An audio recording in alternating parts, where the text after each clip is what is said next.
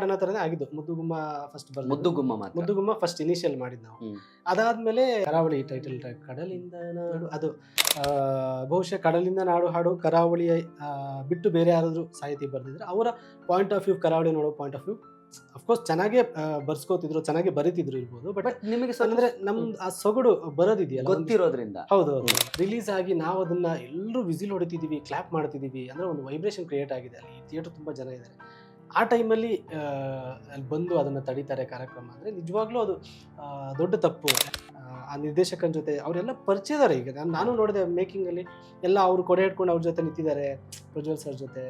So ಬಹುಶಃ ಇದು ನನ್ಗೆ ಗೊತ್ತಿಲ್ಲ, ಪ್ರಜ್ವಲ್ ಸರ್ಗೆ ಅದು ಮಾಹಿತಿ ಇದೆಯೋ ಗೊತ್ತಿಲ್ಲ. ಬಟ್ ಆಡಿಯನ್ಸ್ಗೆ ಮೈಂಡ್ ಸೆಟ್ ಬರೋದಕ್ಕೆ ಏನ್ ಕಾರಣ ಅಂತ ನೀವು ಇದನ್ನ ಹೇಗೆ ಗಮನಿಸ್ತಾ ಇದ್ದೀರಿ? ಸೊ ನಾನು ನೋಡಿರೋ ಪ್ರಕಾರ ಇತ್ತೀಚಿನ ದಿನಗಳಲ್ಲಿ ಅಂದ್ರೆ ಒಂದು ಪ್ರೇಕ್ಷಕ ವರ್ಗ ಇದೆ, ಕನ್ನಡ ಸಿನಿಮಾ ಅಂದ ಕೂಡಲೇ ಅಪ್ಕೊಂಡು ಕನ್ನಡ ಸಿನಿಮಾವನ್ನ ಅದ್ರ ಬಗ್ಗೆ ಮಾತಾಡೋದಾಗಿರ್ಬೋದು, ಬರೆಯೋದಾಗಿರ್ಬೋದು, ಆ ಒಂದು ಪ್ರೇಕ್ಷಕ ವರ್ಗ ಇದ್ದೇ ಇದೆ. ಮಲಯಾಳಂ ಸಿನಿಮಾಗಳನ್ನ ನೋಡುವಾಗ, ತಮಿಳ್, ತೆಲುಗು ಸಿನಿಮಾ, ಹಿಂದಿ ಸಿನಿಮಾಗಳನ್ನ ನೋಡುವಾಗ ನೆಗೆಟಿವ್ ಆ ರಿಯಾಯಿತಿಗಳನ್ನ ತುಂಬಾ ಈಸಿಯಾಗಿ ಕೊಟ್ಬಿಡ್ತೀವಿ. ನಾನು ತುಂಬಾ ಮಲಯಾಳಂ ಸಿನಿಮಾಗಳನ್ನ ನೋಡಿದೀನಿ, ಆ ಸಿನಿಮಾ ಕಥೆ ಇರೋದೇ ಲಾಸ್ಟ್ 5 ನಿಮಿಷ. ತುರ್ತಾಗಿ ಇಂಡಸ್ಟ್ರಿಯವ್ರು ಏನ್ ಬದಲಾಯಿಸ್ಕೋಬೇಕು, ಇಂಡಸ್ಟ್ರಿಯಲ್ಲಿ ಏನು ಬದಲಾಗಬೇಕು ಅಂತ ನೀವು ರೈಟರ್ಸ್ ಗಳನ್ನ ನಡ್ಸ್ಕೊಳ್ತಾರೆ ಅಂತ ರೀತಿ. ಇದು 10ರಲ್ಲಿ 9 ಜನ ಹೇಳೋ ಪಾಯಿಂಟ್. ಎಕ್ಸಾಕ್ಟ್ಲಿ. ಸೊ ಕತೆ ಬರೆಯೋರು ಇಲ್ಲ. ನಾವು ಹೇಳ್ತೀವಿ ಗೊತ್ತಾ, ನಮ್ಮ ಇಂಡಸ್ಟ್ರಿಯಲ್ಲಿ ರೈಟರ್ಸೇ ಇಲ್ಲ ಅಂತ. ರೈಟರ್ಸ್ ಇದ್ದಾರೆ, ಕಾಣಿಸ್ತಿಲ್ಲ. ಡೈಲಿ ಮಾಧ್ಯಮ ಫಾಲೋ ಮಾಡಿ, ಮತ್ತೆ ಮತ್ತೆ ವಿಸಿಟ್ ಮಾಡ್ತೀರಿ. ಕರಾವಳಿ ಸೊ ರೀಸೆಂಟ್ ಆಗಿ ಬಂದಂತಹ ಸಿನಿಮಾ ಕಾಂತಾರ 1 ಹಂಗ್ ಬಂತು. ಸೊ ಕರಾವಳಿ ಎಕ್ಸ್ಪೀರಿಯನ್ಸ್ ಶೇರ್ ಮಾಡ್ಬೋದಾ? ಹೇಗಿತ್ತು? ಗುರುದತ್ ಗಾಣಿಗ ಆ ಟೀಮ್ ಒಳಗೆ ಸೇರಿಸಿದ್ದು. ಸೊ ಗುರು ಅವರು ಅಂಬಿನಿಂಗೆ ವಯಸ್ಸಾಯ್ತು ಸಿನಿಮಾ ಮಾಡಿದಾಗ ನನಗೆ ನಮ್ಮ ಕರಾವಳಿಯವರು ಇನ್ನೊಬ್ರು ಬಂದಿದ್ದಾರೆ ಡೈರೆಕ್ಟರ್ ಅನ್ನೋದೊಂದಿತ್ತು. ಮತ್ತೆ ಅದು ರೀಮೇಕ್ ಸಿನಿಮಾ ಆದ್ರೂ ಕೂಡ ಅವ್ರು ಅದ್ಭುತವಾಗಿ ಪ್ರೆಸೆಂಟ್ ಮಾಡಿದ್ರು. ಅಂಡ್ ಸುದೀಪ್ ಸರ್ ಮತ್ತೆ ಅಂಬರೀಶ್ ಅವರು, ನನಗೆ ಸುದೀಪ್ ಸರ್ ಕ್ಯಾರೆಕ್ಟರ್ ಸಖತ್ ಇಷ್ಟ. ಅದರಲ್ಲಿ ಆ ಇನ್ನಸೆನ್ಸ್ ಇದೆಯಲ್ಲ, ಅದು ತುಂಬಾ ಇಷ್ಟ. ಅದಾದ್ಮೇಲೆ ಅವ್ರು ಇನ್ನೊಂದು ಸಿನಿಮಾ ಆಕ್ಚುಲಿ ಮಾಡಬೇಕಿತ್ತು. ಆ ಸಿನಿಮಾ ನಾವು ಕಂಪೋಸಿಂಗ್ ಕೂಡ ಮಾಡಿದ್ವಿ. ಅದಾದ್ಮೇಲೆ ನಾನು ಮತ್ತೆ ಗುರುದತ್ ಅವರು ಇನ್ನೊಂದು ಸಿನಿಮಾ ಅವ್ರು ವರ್ಕ್ ಮಾಡಬೇಕಿತ್ತು, ಡೈರೆಕ್ಷನ್ ಅನೌನ್ಸ್ ಮಾಡಿದ್ರು. ಅದಕ್ಕೆ ನಾನು ಮತ್ತೆ ಇನ್ನೊಬ್ಬ ಸಂಗೀತ ನಿರ್ದೇಶಕರ ಜೊತೆ ಹೋಗಿ ನಾವು ಕೂತ್ಕೊಂಡು ಒಂದು ಹಾಡು ಕೂಡ ಮಾಡಿದ್ವಿ. ಹಾಡು ಮಾಡಿ ಆ ಸಿನಿಮಾದಿಂದ ಕಾರಣಾಂತರಗಳಿಂದ ಗುರುದತ್ ಅವರು ಆಚೆ ಬರ್ತಾರೆ. ಆಚೆ ಬಂದಾಗ ಅವರು ಕರಾವಳಿಯನ್ನು ಸ್ಟಾರ್ಟ್ ಮಾಡ್ತಾರೆ. ಸೊ ಅಲ್ಲಿ ನಮ್ದೊಂದು ರ್ಯಾಪೋ ಬಿಲ್ಡ್ ಆಗಿತ್ತು. ಆ ಹಾಡು ಕಂಪೋಸ್ ಮಾಡೋಗ್ಲೇ ಗೊತ್ತಾಗಿತ್ತು ನಮ್ಗೆ, ನಮ್ಮ ವೇವ್ಲೆಂತ್ ತುಂಬಾ ಚೆನ್ನಾಗಿ ಮ್ಯಾಚ್ ಆಗುತ್ತೆ ಅಂತ. ಸೊ ಹಾಗಾಗಿ ಕರಾವಳಿ ಬಂದಾಗ ಮತ್ತೆ ಅದಕ್ಕೆ ಸಚಿನ್ ಬಸು ಮ್ಯೂಸಿಕ್ ಅಂತ ಆದಾಗ ಸಚಿನ್ ಜೊತೆ ನಾನು ತುಂಬಾ ವರ್ಷಗಳಿಂದ ವರ್ಕ್ ಮಾಡ್ತಿದ್ದೆ. ಸೊ ಅದೆಲ್ಲ ರ್ಯಾಪೋ ಇಂದಾಗಿ ಮತ್ತೆ ಕರಾವಳಿಯಲ್ಲಿ ನಾನು ಬರೆಯೋ ತರ ಆಯ್ತು. ಫಸ್ಟ್ ಒಂದೇ ಹಾಡನ ತರನೇ ಆಗಿದ್ದು. ಮುದ್ದುಗುಮ್ಮ ಫಸ್ಟ್ ಬರ್ದು, ಮುದ್ದುಗುಮ್ಮ ಫಸ್ಟ್ ಇನಿಷಿಯಲ್ ಮಾಡಿದ್ದು ನಾವು. ಅದಾದ್ಮೇಲೆ ನಾವು ಬರ್ದಿದ್ದು ಇದು ಕಡಲಿಂದ ನಾಡು, ಯಾವುದು ಕರಾವಳಿ ಟೈಟಲ್ ಟ್ರ್ಯಾಕ್, ಕಡಲಿಂದ ನಾಡು, ಅದು ಮಾಡಿದ್ದು. ಸೊ 2 ಚೆನ್ನಾಗಿ ವರ್ಕ್ ಆಯ್ತು ಎಲ್ಲ. ಆಲ್ಮೋಸ್ಟ್ ಮುದ್ದುಗುಮ್ಮದಲ್ಲಿ ಎಲ್ಲೋ ಒಂದು ಲೈನ್ ಕರೆಕ್ಷನ್ ಮಾಡಿರ್ಬೋದು ಅಷ್ಟೇ. ಆಲ್ಮೋಸ್ಟ್ ಫಸ್ಟ್ ವರ್ಷನ್ ಅದು. ಕಡಲಿಂದ ನಾಡುನು ಫಸ್ಟ್ ವರ್ಷನ್ ಓಕೆ ಆಗಿರೋದು. ಎಲ್ಲೋ ಏನು ಕರೆಕ್ಷನ್ ಮಾಡಲೇ ಇಲ್ಲ ನಾವು ಅದರಲ್ಲಿ. ಸೊ ಹೀಗಾಗಿ ರ್ಯಾಪೋ ಚೆನ್ನಾಗಿ ಆಗ್ತಿತ್ತಲ್ಲ, ಏನು ತುಂಬಾ ಎಳೆದಾಟಗಳಿರಲಿಲ್ಲ, ಕರೆಕ್ಷನ್ಸ್ಗಳಿರಲಿಲ್ಲ. ಹಾಗಾಗಿ ನೆಕ್ಸ್ಟ್ ಇನ್ನೊಂದು ಈಗ ರೇಜ್ ಆಫ್ ಕಂಬಳ ಅಂತ ಏನು ಬಂದಿದೆ, ಕಾಲಿಗೆ ಕೆಂಡವ ಕಟ್ಟಿ ಕತ್ತಲ ಓಟ, ಅದು ಕಂಪೋಸ್ ಆದಾಗ ಇನಿಷಿಯಲಿ ಟ್ಯೂನ್ ಸಚಿನ್ ಪ್ರೆಸೆಂಟ್ ಮಾಡ್ತಿದ್ದಾಗ ಗುರುದತ್ ಅವ್ರಿಗೆ ಅವರು ಟ್ಯೂನ್ ಏನೋ ವರ್ಕ್ ಆಗ್ತಿದೆಯಲ್ಲೋ ಗೊತ್ತಾಗ್ತಿಲ್ಲ ನನಗೆ, ಡೌಟಲ್ಲಿದ್ದೀನಿ ಅಂತ ಹೇಳ್ತಾ ಇದ್ರು. ಅವಾಗ ನಾನು ಸ್ಟುಡಿಯೋದಲ್ಲೇ ಸಚಿನ್ ಪಕ್ಕ ಕೂತ್ಕೊಂಡು ನಾನು ಓಪನಿಂಗ್ ಲೈನ್ ಬರೆದು ಕಳಿಸಿದ್ದು. ಕಾಲಿಗೆ ಕೆಂಡವ ಕಟ್ಟಿ ಕತ್ತಲ ಓಟವ ಓಡ, ಕಾಡುವ ವೈರಿಯ ಮೆಟ್ಟಿ ಗುರಿಯ ಮುಟ್ಟಲು ಓಡ ಅಂತ ಬರೆದು ಕಳಿಸಿದಾಗ ಇಮಿಡಿಯೇಟ್ಲಿ ಹಾಡು ಕಳಿಸಿದಾಗ ಅವ್ರಿಗೆ ಸೂಪರ್ ಆಗಿದೆ, ವರ್ಕ್ ಆಗ್ತಿದೆ ಅಂತ ಹೇಳಿದ್ರು. ಆಮೇಲೆ ನನ್ನ ಪ್ರಕಾರ ತುಂಬಾ ಬೇಗ ಬರ್ದೇನೆ, ಒಂದು ಅರ್ಧ ಮುಕ್ಕಾಲು ಗಂಟೆಯಲ್ಲಿ ಆ ಹಾಡು ಫುಲ್ ಬರ್ಸ್ಕೋತು. ಸೊ ಹೀಗೆ ಅದಾದ್ಮೇಲೆ ಇನ್ನೊಂದು ಪ್ಯಾಥೋ ಬರುತ್ತೆ, ಮಿತ್ರ ಅವರು ಕೋಣಗಳನ್ನು ಕಳ್ಕೊಂಡಾಗ ಒಂದು ಪ್ಯಾಥೋ. ಸೊ ಅದ್ರಲ್ಲಿ ಸ್ವಲ್ಪ ಕರೆಕ್ಷನ್ಸ್ ಜಾಸ್ತಿ ಆಯ್ತು. ಅಂದ್ರೆ ಒಂದು ವರ್ಷನ್ ಬರ್ದಿದ್ವಿ, ಸ್ವಲ್ಪ ಪೊಯೆಟಿಕ್ ಆಗಿತ್ತು. ಅವರು ಇಲ್ಲ ಇಷ್ಟು ಪೊಯೆಟಿಕ್ ಬೇಡ, ಆ ಕ್ಯಾರೆಕ್ಟರ್ಗೆ ತಕ್ಕ ಹೋಗೋಣ ಅಂತ ಹೇಳಿ ಚರಣಗಳಲ್ಲಿ ಒಂದು ಸ್ವಲ್ಪ ಕರೆಕ್ಷನ್ಸ್ ಆಯ್ತು. ಸೊ ಹೀಗೆ ಒಂದು ಆಡಿಯೋ ಕ್ರಿಯೇಟ್ ಆಗಿದೆ 4 ಹಾಡುಗಳು.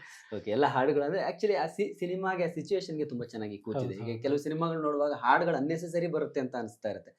ಈ ತರ ಆಪರ್ಚುನಿಟಿಗಳು ಸಿಗೋದು ಬಹಳ ರೇರು. ಒಂದು ಹಾಡು ಗೆಲ್ಲೋದು ಯಾವಾಗ ಅಂದ್ರೆ ಆ ಸಿನಿಮಾದಲ್ಲೂ ಕೂಡ ಆ ಸಿಚುವೇಶನ್ ಅಲ್ಲಿ ಕೂತಾಗ ಜನರ ಮನಸ್ಸಿನ ಒಳಕ್ಕೆ ಇಳಿದಾಗ ಹಾಡು ಬಂತು ಅಂತ ಗೊತ್ತಾಗ್ಬಾರ್ದು ಜನರಿಗೆ. That's what. ಸೊ ಕರಾವಳಿ ಸಿನಿಮಾ ಮತ್ತು ಕರಾವಳಿ ಮತ್ತು ನಿಮ್ಮ ನಂಟು ಹೇಗೆ? ಅದು ಅಂದ್ರೆ ನಾನು ಮೂಲತಃ ಕರಾವಳಿ ಆಗಿರೋದ್ರಿಂದ ಈಗ ಬಹುಶಃ ಕಡಲಿಂದ ನಾಡು ಹಾಡು ಕರಾವಳಿಯ ಬಿಟ್ಟು ಬೇರೆ ಯಾರಾದ್ರೂ ಸಾಹಿತಿ ಬರ್ದಿದ್ರೆ ಅವರ ಪಾಯಿಂಟ್ ಆಫ್ ವ್ಯೂ, ಕರಾವಳಿ ನೋಡೋ ಪಾಯಿಂಟ್ ಆಫ್ ವ್ಯೂ ಅಫ್ಕೋರ್ಸ್ ಚೆನ್ನಾಗೇ ಬರ್ಸ್ಕೋತಿದ್ರು, ಚೆನ್ನಾಗಿ ಬರೀತಿದ್ರು ಇರ್ಬೋದು. ಬಟ್ ನಿಮಗೆ ಅಂದ್ರೆ ನಮ್ದು ಆ ಸೊಗಡು ಬರೋದಿದೆಯಲ್ಲ ಗೊತ್ತಿರೋದ್ರಿಂದ. ಹೌದು, ಒಂದಿಷ್ಟು ತುಂಬಾ ಡೀಟೇಲಿಂಗ್ ಆಗಿ ಗೊತ್ತಿರುತ್ತೆ ಗೊತ್ತಾ ನಮ್ಗೆ. ಈಗ ನಾವು ಅದರಲ್ಲಿ ಲೈನ್ಗಳಿದೆ, ಜನರ ಜೀವನವೇ ಓಟ, ಗೆಲುವು ಸೋಲುಗಳ ಪಾಠ, ಮನುಷ್ಯತ್ವ ಎಂಬ ಭಾವ ಮನದಿ ತುಂಬಿ ನಡೆಯುತ್ತೀವಿ ನಾವು ದೈವತ್ವನೇ ನಂಬಿ. ಸೊ ಒಂದು ಪ್ರಾಂತ್ಯವನ್ನ ಹೊರಗಡೆಯಿಂದ ನೋಡಿ ನೀವು ಬರೆಯೋದಕ್ಕೂ ನಾವು ಅಲ್ಲಿ ಹೋಗಿ ಈಗ Correct. ನಾವು ಅಮೆರಿಕವನ್ನ ಇಲ್ಲಿಂದ ನೋಡೋದಕ್ಕಿಂತನೂ ಅಮೆರಿಕದಲ್ಲೇ ಇರೋರು ಅದನ್ನ ನೋಡೋದಕ್ಕೂ ತುಂಬಾ ವ್ಯತ್ಯಾಸ ಇದೆ. ವ್ಯತ್ಯಾಸ ಇದೆ. ಸೊ ಹೌದು. ಇಬ್ರು ಕರೆಕ್ಟ್ ಆಗಿ ಚೆನ್ನಾಗೇ ಬರೀಬಹುದು, ಚೆನ್ನಾಗಿ ಹೊಗಳ್ಬೋದು ಅದನ್ನ. ಸೊ ಹಾಗಾಗಿ ನಮ್ಗೆ ಅದು ಒಂದಿಷ್ಟು ವಿಚಾರಗಳು ಅಲ್ಲಿದ್ ಗೊತ್ತಿರೋದ್ರಿಂದ, ಡೀಟೇಲಿಂಗ್ ಗೊತ್ತಿರೋದ್ರಿಂದ Okay. ಅವುಗಳನ್ನೆಲ್ಲ ಹಾಡಲ್ಲಿ ತರೋದಕ್ಕೆ ಸಾಧ್ಯ ಆಯ್ತು ಅನಿಸ್ತು. ಕರಾವಳಿ ಒಂದು ಒಳ್ಳೆ ಸಿನಿಮಾ ಆಕ್ಚುಲಿ. ಬಟ್ ಒಳ್ಳೆ ಸಿನಿಮಾಗೆ ಕೆಲವು ವಿಚಾರಗಳೆಲ್ಲೋ ಅದಕ್ಕೆ ನೆಗೆಟಿವ್ ಆಯ್ತು ಅನ್ಸುತ್ತೆ. ನೀವು ಹೊರಗಿಂದ ನಿಂತ್ಕೊಂಡು ನೋಡೋದಾದ್ರೆ ಈ ಘಟನೆ ಅಥವಾ ಈ ಏನ್ ವಿಚಾರಗಳು ಆಯ್ತು ಇದ್ರ ಬಗ್ಗೆ ನಿಮ್ಮ ವ್ಯೂ ಏನಂತ ಅನ್ಸುತ್ತೆ? ಇದು ಬೇಕಿತ್ತ? ನನಗೂ ಅಂದ್ರೆ ನಾನು ಅದೇನು ಅವತ್ತು ಇವೆಂಟ್ ಅಲ್ಲಿ ಆ ಒಂದು ಘಟನೆ ಆಯ್ತು. ಸೊ ಅದ್ರಲ್ಲಿ ನಾನು ಕೂಡ ಇದ್ದೆ. ಅಂದ್ರೆ ಒಂದು ದೊಡ್ಡ ಪರದೆ ಮೇಲೆ ಒಂದು ಇಂಥ ಅದ್ಭುತವಾದ ಟ್ರೈಲರ್ ರಿಲೀಸ್ ಆಗಿದೆ, ಅದನ್ನ 2 ಸತಿ ಪ್ಲೇ ಮಾಡ್ತಾರೆ.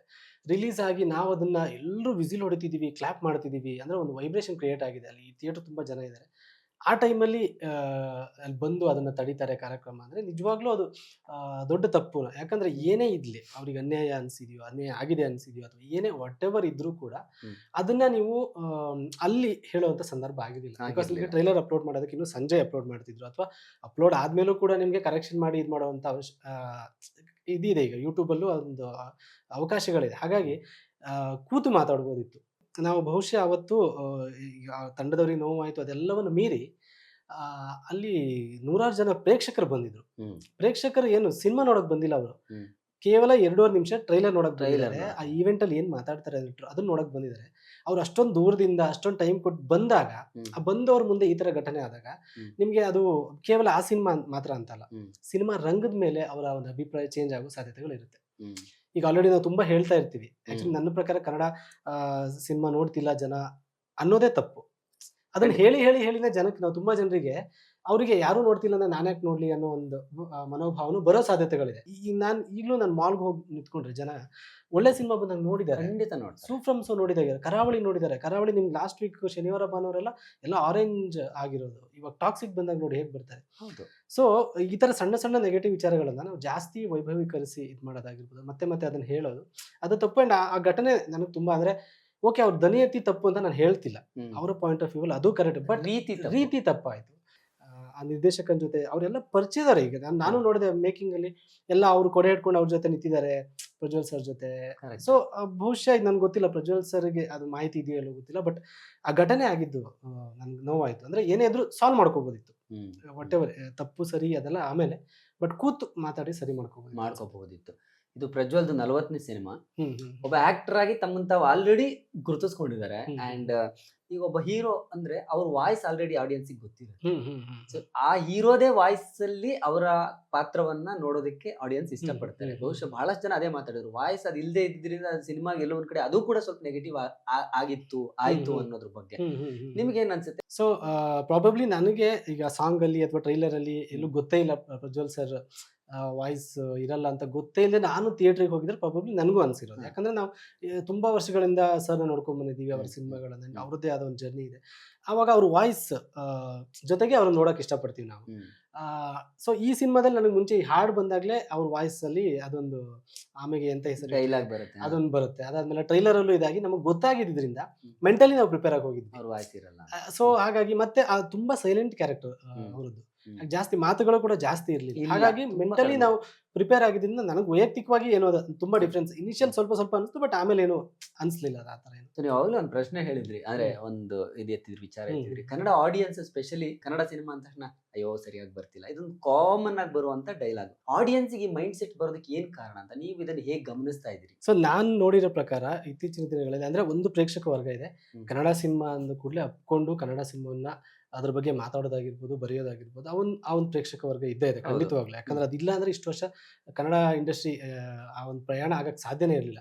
ಬಟ್ ಒಂದು ವೆರಿ ಫ್ಯೂ ಪರ್ಸೆಂಟೇಜ್ ನನಗೆ ಏನ್ ಅನಿಸ್ತಿದೆ ಅಂದ್ರೆ, ಕನ್ನಡ ಸಿನಿಮಾ ನೋಡ್ಬೇಕಾದ್ರೆ ಅವರು ಅದಕ್ಕೆ ಕೊಡುವಂತ ರಿಯಾಯಿತಿಗಳು ತುಂಬಾ ಕಡಿಮೆ. ಅಂದ್ರೆ ತುಂಬಾ ಸ್ಟ್ರಿಕ್ಟ್ ಆಗಿ ಏನೋ ಒಂದು ಕಂಟಿನ್ಯೂಟಿ ಮಿಸ್ಟೇಕ್ ಇದ್ರೆ ಅದನ್ನ ಬರೆಯೋದಾಗಿರ್ಬೋದು, ಫೇಸ್ಬುಕ್ ಅಲ್ಲಿ ಈ ತರ ಮಿಸ್ಟೇಕ್ ಆಗಿದೆ, ನಿರ್ದೇಶಕರಿಗೆ ಇದ್ರ ಬಗ್ಗೆ ನಾಲೆಜ್ ಇಲ್ಲ, ಅದ್ರ ಬಗ್ಗೆ ಬರೆಯೋದಾಗಿರ್ಬೋದು. ಮತ್ತೆ ಇಲ್ಲಿ ಫಸ್ಟ್ ಹಾಫ್ ಅಲ್ಲಿ ಆಗಿತ್ತು, ಇದನ್ನ ಹೀಗೆ ಮಾಡ್ಬೋದಿತ್ತು, ಹಾಗೆ ಮಾಡ್ಬೋದಿತ್ತು, ಈ ತರ ತುಂಬಾ ವಿಚಾರಗಳು ಬರುತ್ತೆ. ಕರೆಕ್ಟ್. ಅದನ್ನೆಲ್ಲ ಸೋಷಿಯಲ್ ಮೀಡಿಯಾದಲ್ಲಿ ಬರ್ಕೋತಾರೆ, ತಪ್ಪು ಅಂತ ಹೇಳ್ತಿಲ್ಲ.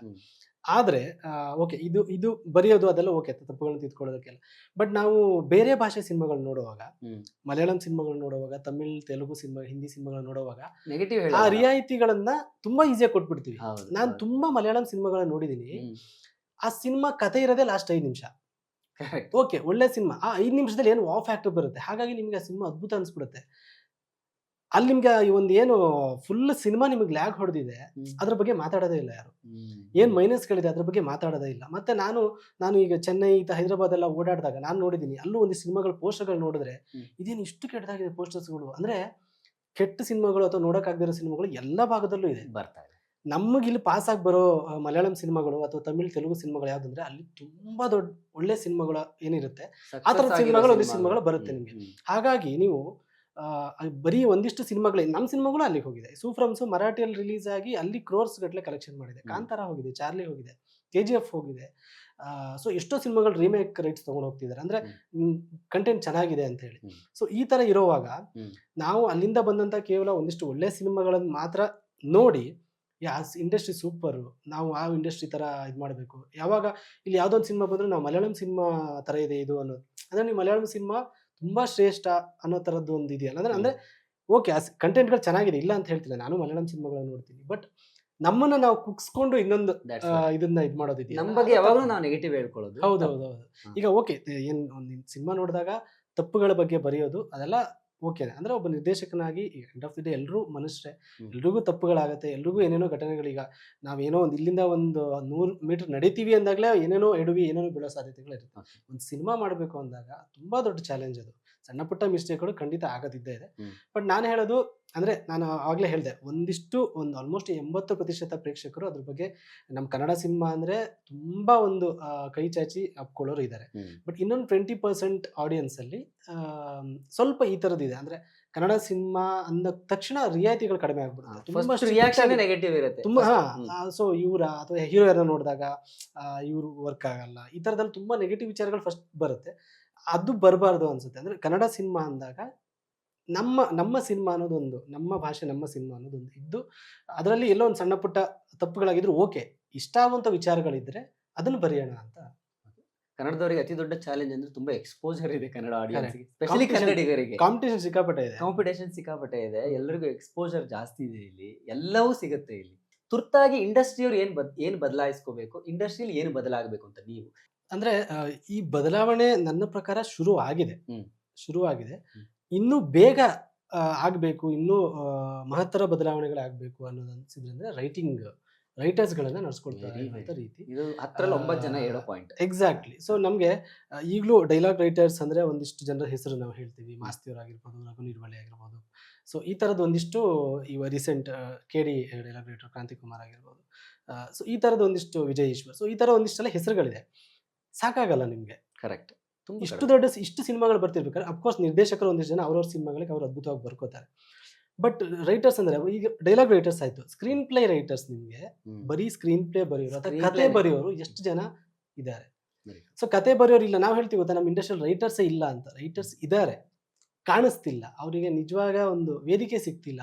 ಅವ್ರು ಬರೆದು ಯಾರ್ದೋ ಹೆಸರಲ್ಲಿ ಬರೀತಿದ್ದಾರೆ, ಅಥವಾ ಬರೆಯಕ್ಕಾಗದೆ ನಮ್ಗೆ ಗೋಸ್ಟ್ ರೈಟರ್ಸ್ ಆಗ್ಬಿಟ್ಟಿದ್ದಾರೆ. ನಿಮ್ಗೆ ಯಾವಾಗ ನೀವು ಗೋಸ್ಟ್ ರೈಟರ್ ಆಗ್ತೀರಾ, ನಿಮ್ಗೆ ಸಂಪೂರ್ಣವಾಗಿ ತನ್ನತನವನ್ನು ಹಾಕಕ್ ಆಗಲ್ಲ. ಇದು ಎಷ್ಟೇ ದುಡ್ಡು ಕೊಟ್ರು ನನಗೆ ಇದು ನಂದಲ್ಲ ಅಂದಾಗ ಅದು ತುಂಬಾ ಇದಾಗುತ್ತೆ. ಸೊ ಹಾಗಾಗಿ ರೈಟರ್ಸ್ ಗಳಿಗೆ ಸಿಗ್ಬೇಕಾದಂತ ಒಂದು ಮಾನ್ಯತೆ ಸಿಗ್ಲೇಬೇಕು, ಅವರಿಗೆ ಒಂದು ಎಕ್ಸ್ಪೋಜರ್ ಸಿಗ್ಬೇಕು, ಅವರಿಗೆ ಕರೆಕ್ಟ್ ಆದಂತ ಸಂಭಾವನೆ ಸಿಗ್ಬೇಕು. ಅದರಲ್ಲೇ ಬದುಕಟ್ಕೊಳ್ಳುವಂತ ಒಂದು ಅವಕಾಶ ಯಾವಾಗ ಸಿಗುತ್ತೆ ಆವಾಗ ಅವ್ನು ಪ್ರತಿನಿತ್ಯ ಸಿನಿಮಾ ಬಗ್ಗೆ ಯೋಚನೆ ಮಾಡ್ತಾನೆ, ಒಂದು ಧ್ಯಾನ ಮಾಡ್ತಾನೆ, ಸಿನಿಮಾನೇ ಧ್ಯಾನ ಅನ್ಕೊಂಡು ಬದುಕ್ತಾನೆ. ಸೊ ಈ ರೀತಿಯ ಬದಲಾವಣೆಗಳು ಇತ್ತೀಚೆಗೆ ಆಗ್ತಿದೆ, ಇಲ್ಲ ಅಂತಲ್ಲ. ಬಟ್ ಇನ್ನೂ ಬೇಗ ಆಗ್ಬೇಕು. ಅದು ಬೇಗ ಆದ್ರೆ ನಿಮ್ಗೆ ಎಲ್ಲವೂ ಸರಿಯಾಗುತ್ತೆ. ಸಿನಿಮಾ ಕಂಟೆಂಟ್, ನಟರು ಅಂತೂ ಅದ್ಭುತವಾದ ನಟರು ಇದ್ದಾರೆ. ನಟನೆ ಆಗಿರ್ಬೋದು, ಟೆಕ್ನಿಷಿಯನ್ಸ್ ಅದ್ಭುತ ಟೆಕ್ನಿಷಿಯನ್ಸ್ ಇದ್ದಾರೆ. ಯಾಕಂದ್ರೆ ನಮ್ಮ ಟೆಕ್ನಿಷಿಯನ್ಸ್ ಗಳನ್ನ ಬೇರೆ ಬೇರೆ ಕಡೆ ಕರ್ಕೊಂಡು ಹೋಗ್ತಿದ್ದಾರೆ. ಈಗ ನಿಮ್ಗೆ ಕಾಂತಾರ ಕ್ಯಾಮರಾಮನ್ ಈಗ ಬಾಲಯ್ಯ ಅವ್ರ ಸಿನಿಮಾ ಮಾಡ್ತಿದ್ದಾರೆ. ಸೊ ಈ ತರ ನಮ್ಮ ಮ್ಯೂಸಿಕ್ ಕ್ರಿಯೇಟರ್ಸ್ ಎಲ್ಲ ಮಲಯಾಳಂ, ಅಜನೀಶ್ ಸರ್ ತೆಲುಗು ಮಲಯಾಳಂ ಎಲ್ಲ ಮಾಡ್ತಿದ್ದಾರೆ, ಚರಣ್ ಸರ್ ಮಾಡ್ತಿರ್ತಾರೆ. ಸೊ ಟೆಕ್ನಿಷಿಯನ್ಸ್ ಇದಾರಲ್ಲ, ಈಕ್ವಲ್ ಆಗಿ ನಾವು ಬಾಲಿವುಡ್ಗೆ ಇದಕ್ಕೂ ಯಾವುದಕ್ಕೂ ಕಡಿಮೆ ಇಲ್ಲ. ಓನ್ಲಿ ನಮ್ಗೆ ಅನಿಸಿರೋದು ರೈಟರ್ಸ್ ಇದ್ದಾರೆ, ಅದನ್ನ ಕರೆಕ್ಟಾಗಿ ಬಳಸ್ಕೋಬೇಕಾದಂತ ಒಂದು ಅನಿವಾರ್ಯತೆ ಇದೆ ನಮ್ಗೆ. ಕರೆಕ್ಟ್. ಸೊ ಆ ವ್ಯಾಕ್ಯೂಮ್ ಇತ್ತು ಮಧ್ಯದಲ್ಲಿ, ನಮ್ಮ ಇಂಡಸ್ಟ್ರಿನ ಒಂಥರ ಬೇರೆ ತರನೇ ನೋಡ್ತಾ ಇದ್ದಕ್ಕ ಆ ಟೈಮ್. 90s ವರೆಗೂ ಇಂಡಸ್ಟ್ರಿ ಚೆನ್ನಾಗಿತ್ತು. ನಮ್ಮವರು ಬಾಲಿವುಡ್ಗೆ ಹೋಗಿ ಪುಟ್ಟಣ್ಣ ಕಣ್ಗಾಲ್ ಅವರ ಆದಿಯಾಗಿ ಅನೇಕರು ಟೆಕ್ನಿಷಿಯನ್ಸ್, ಡೈರೆಕ್ಟರ್ಸು, ಕ್ಯಾಮರಾಮನ್ಸ್ ಎಲ್ಲರೂ ಬಾಲಿವುಡ್, ತಮಿಳು ಎಲ್ಲ ಇಂಡಸ್ಟ್ರಿಗೂ ಹೋಗಿದ್ದಾರೆ.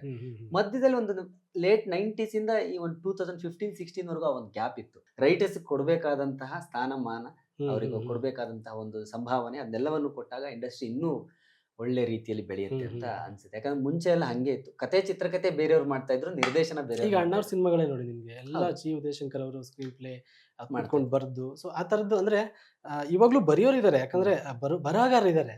ನಾನ್ ಮೊನ್ನೆ ಯೋಚನೆ ಮಾಡ್ತಿದ್ದೆ ಅಂದ್ರೆ ಈಗ ಒಂದ್ ಸಿನಿಮಾ ವಿಮರ್ಶೆ ಎಲ್ಲ ಬರಿತಿರ್ಬೇಕಾದ್ರೆ ತುಂಬಾ ಜನ ಬರಿತಿರ್ತಾರೆ, ಈಗ IT ಅವರಾಗಿರ್ಬೋದು, ಅವ್ರದ್ದೆಲ್ಲ ಇದ್ ಮಾಡಿದಾಗ ಅವ್ರದ್ದು ನಾಲೆಜ್ ತುಂಬಾ ಚೆನ್ನಾಗಿದೆ, ಸ್ಕ್ರೀನ್ ಪ್ಲೇ ಆಗಿರ್ಬೋದು, ಕ್ಯಾರೆಕ್ಟರೇಷನ್ ನಾಲೆಜ್, ಅವ್ರು ತುಂಬಾ ಸಿನಿಮಾ ನಮ್ಗಿಂತ ಜಾಸ್ತಿ ಸಿನಿಮಾಗಳು ನೋಡ್ತಿದ್ದಾರೆ. ಹೌದು. ಸೊ ನನ್ಗನ್ಸಿತ್ತು ಒಬ್ಬ IT ವ್ಯಕ್ತಿ ಹ್ಮ್. ಬಂದು ಒಬ್ಬ ನಿರ್ದೇಶಕನಿಗೆ ಅವ್ನ ಕಥೆಯನ್ನು ಕೊಡಬಾರ್ದು. ಅವನಿಗೆ ಅವ್ನ ಕೆಲಸ IT ಇದೆ, ತೊಂದರೆ ಇಲ್ಲ, ಅವ್ನು ಅದನ್ನೇ ಮಾಡ್ಲಿ.